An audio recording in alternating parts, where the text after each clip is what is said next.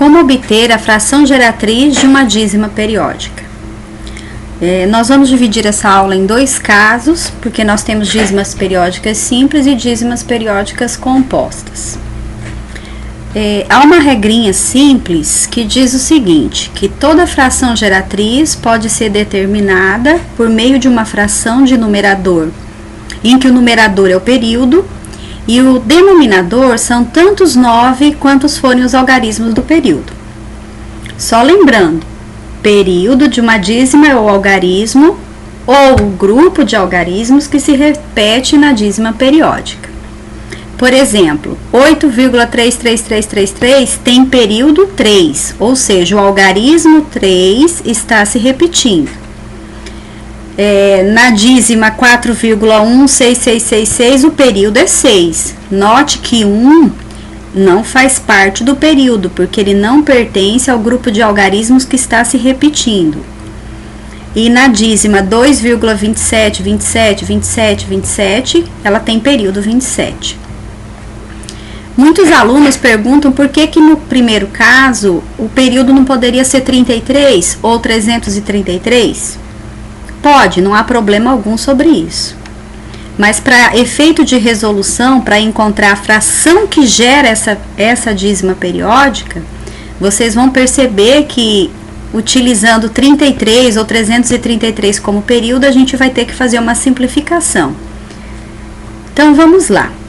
Aplicando a regrinha que não caiu do céu, ela tem uma explicação matemática para isso, para a existência dela, que eu não vou mostrar nessa aula, eu posso mostrar em um outro momento para vocês. Então, aplicando a regrinha, o que é que nós temos? Nessa dízima periódica 0,232323, infinitamente. Nós temos o período 23. Então, meu numerador é representado por esse período. O meu denominador serão 9. Quantos 9? Como o meu período é composto de 2 algarismos, então o meu denominador terá 2 9.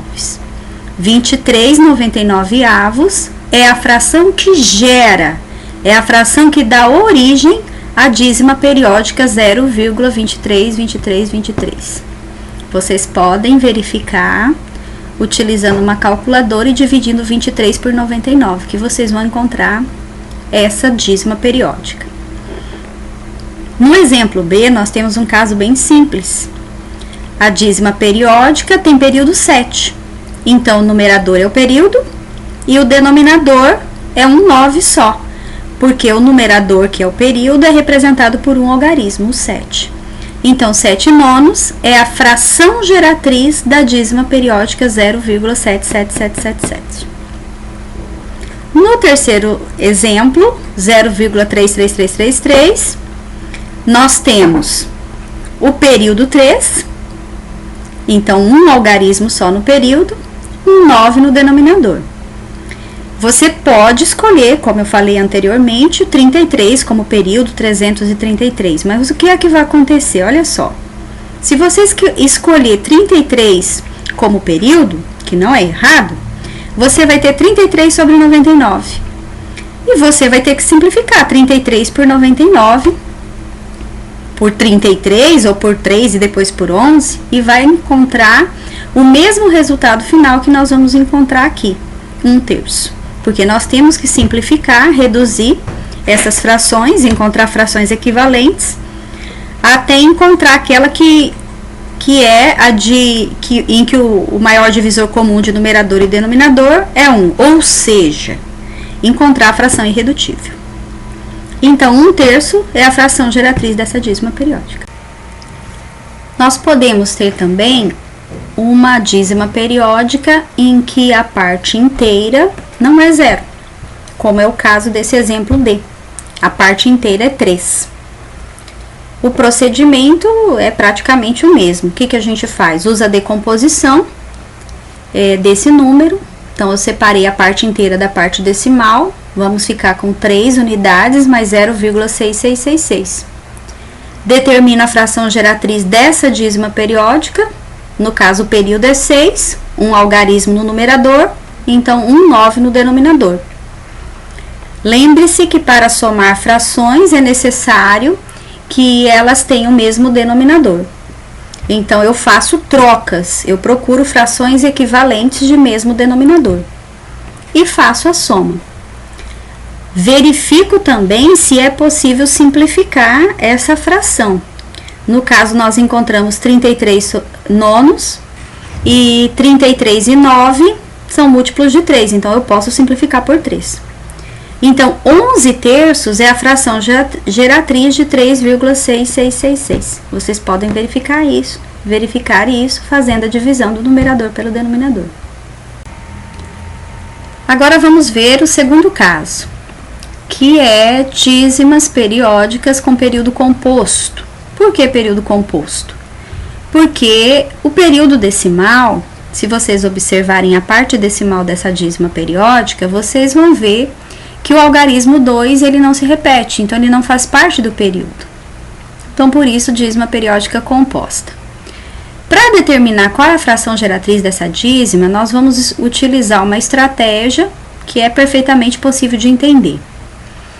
Como a parte decimal tem um algarismo que não se repete, nós vamos multiplicar essa dízima por 10.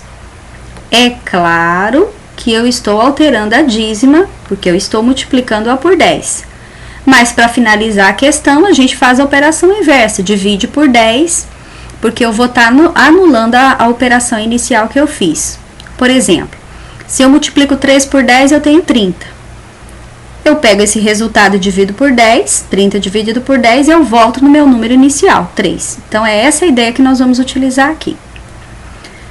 Então, multiplicando essa dízima periódica por 10, nós vamos obter uma dízima periódica que a gente já sabe resolver, determinar qual é a fração geratriz. Como que eu faço? Decomponho, então tem a parte inteira mais a parte decimal. Determino a fração que representa essa dízima da parte decimal.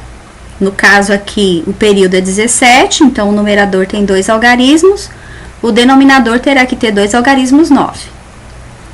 Faço a soma de frações, conforme nós já conhecemos e sabemos fazer, só que eu não posso me esquecer de uma coisa.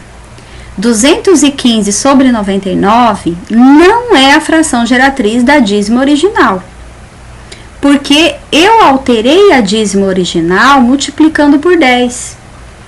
Então, o que é que eu tenho que fazer agora? Eu tenho que dividir esse resultado por 10 para obter a fração geratriz que eu estou procurando. Então, por isso que eu vou pegar 215 sobre 99 e vou dividir por 10, porque eu alterei a dízima inicialmente multiplicando-a por 10.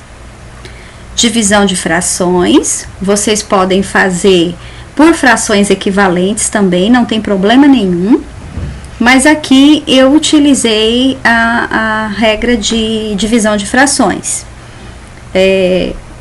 Conservamos a primeira fração e multiplicamos pelo inverso da segunda. E encontramos 215 sobre 990. Ambos, numerador e denominador, são múltiplos de 5, porque vocês podem observar o algarismo da unidade desses números, um é 5, outro é 0. É múltiplo de 5. Então, eu vou simplificar essa fração por 5. E encontro 43 sobre 98, 198, perdão. 43 sobre 198 é a fração geratriz da dízima periódica 0,21711717.